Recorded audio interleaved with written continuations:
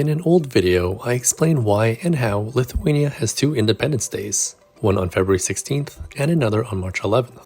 Well, it's about time I show you what it's like to celebrate these days as a local.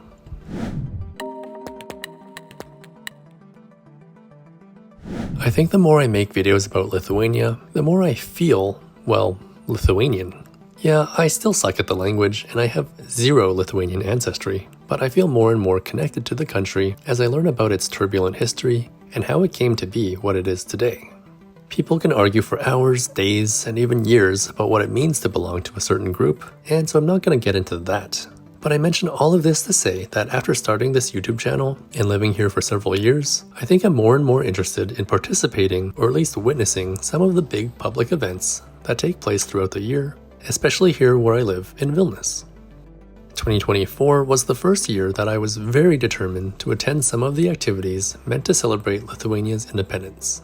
And I'm happy to say that I was fortunate enough to attend events on both February 16th and March 11th. I don't know how in-depth I'll go with explaining the activities, but I did want to share, in this YouTube video, my first time experiences and perhaps add some reaction commentary. So obviously, the first event was on February 16th. February 16 is actually called the State Restoration Day, Lietuvos valstybės atkūrimo diena. It was on this day in 1918 that 20 members of the Council of Lithuania signed the Act of Independence, declaring Lithuania a sovereign democratic state with the capital city Vilnius. It was a cold and cloudy day, but not actually too cold, considering it was mid-February. I showed up about half an hour before the event in front of the presidential palace, and I claimed a spot close to the front.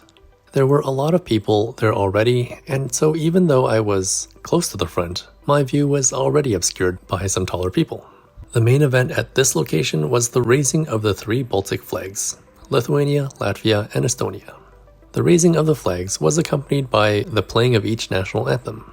I have to say, after listening to all three, I truly do like Lithuanians the most.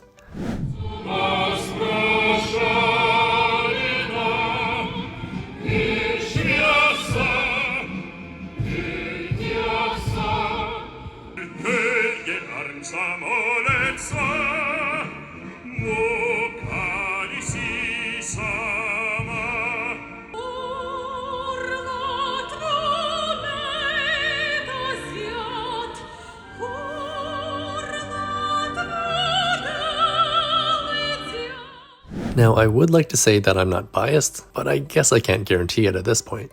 But I just think it sounds the most uplifting out of all three. The event also included some performers singing other songs, and some military squads performing some pretty cool drills with their rifles. I think they're called exhibition drills, but I'm not sure. There were some really fun ones, which I couldn't capture myself, so here's a bit of it, unobscured, filmed by LRT.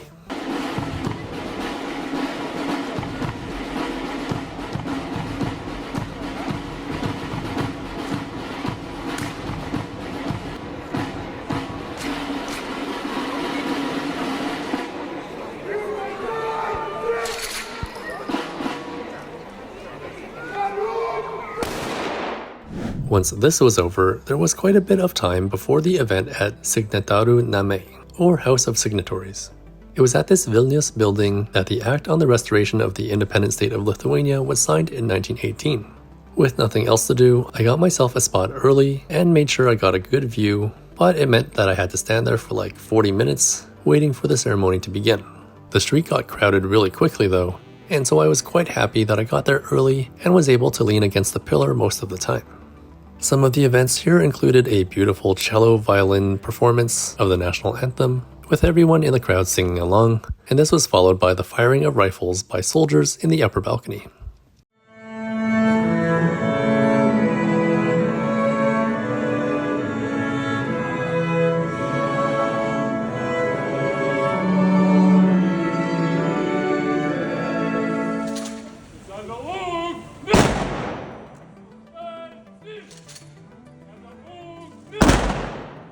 There was also a speech by Professor Vytautas Landsbergis. I'll probably have to discuss his life and his achievements in more depth in a future video, but to summarize his importance to people who don't know, Landsbergis is a very, very important person in modern Lithuanian history, since he's one of the key figures in the independence movement and the struggle to break free from the Soviet Union. So being able to see him speak was a huge honor, even if I only understood fragments of what he said. February 16th celebrations and commemorations ended in the evening with the lighting of bonfires down half of Gedimino Prospectus.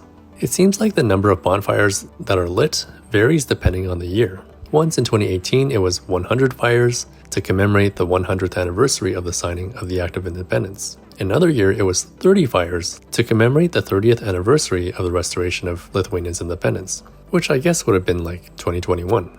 This year it was just 16, perhaps for February 16th, but it was okay with me. I think 16 is enough to create a very beautiful and meaningful event anyways. And then on March 11th, 2024, I was a lot less involved. In fact, I was really torn on whether or not I should go to the events and leave my wife alone to manage our baby boy. In the morning, I decided that I should stay home and work and just be more available to help out. I also reminded myself that I could just go another year. Well, we ended up going for a walk with our son and naturally headed towards the city center. My wife said she was going to avoid the crowds and turn around, but nonetheless, she really encouraged me to stick around and see what was going on. And I'm so glad that I did. I showed up on Gedimino Prospectus and didn't really see any giant flag banner being carried down the street. However, I did see a lot of people standing around, looking down the street in anticipation. That was a pretty good indication that the big flag was on its way, and so I headed in that direction to check it out, instead of waiting for it to come to me. Soon enough, I saw Lithuania's president, Gitanas Nausėda, at the front of the giant flag, waving to the crowds. I stopped to film him passing and didn't necessarily intend to join the parade, but it was so long and I saw so many big gaps that I thought, hey, why not? Well, I'm so glad I participated. It was just so cool to be part of this large march down one of Vilnius's main streets, and on such a beautiful day too. Not knowing how things would end, I decided to drop out after getting to Cathedral Square. I hopped up onto a wall and filmed the flag being taken into the Palace of the Grand Dukes. This was then followed by the Ukrainian flag. In case you can't tell by the footage or the sound of my voice, the flag part was probably one of my favorite events celebrating and commemorating Lithuania's independence. But I do have to note that there are other events that take place on these days, including other ceremonies. This video is simply an account of the events that I personally experienced. Well, in closing, February 16 and March 11 are great times to visit Lithuania as a tourist to see how seriously the country celebrates its independence. It was a really hard battle to regain this freedom from the Soviets, and so Lithuanians make sure to celebrate accordingly. For tourists, it's a great way to better understand the country, especially its recent history. But finally, a huge shout out to my wife for being okay with me heading out to the events. We have an infant who requires a lot of attention. As parents will know, life is just a lot easier when caring for a baby can be shared with more than one person. And well, to wrap it all up, the Lithuanian word of the day will be nepriklausomybė, which means independence. Nepriklausomybė. Thanks so much for watching, and I'll see you next time.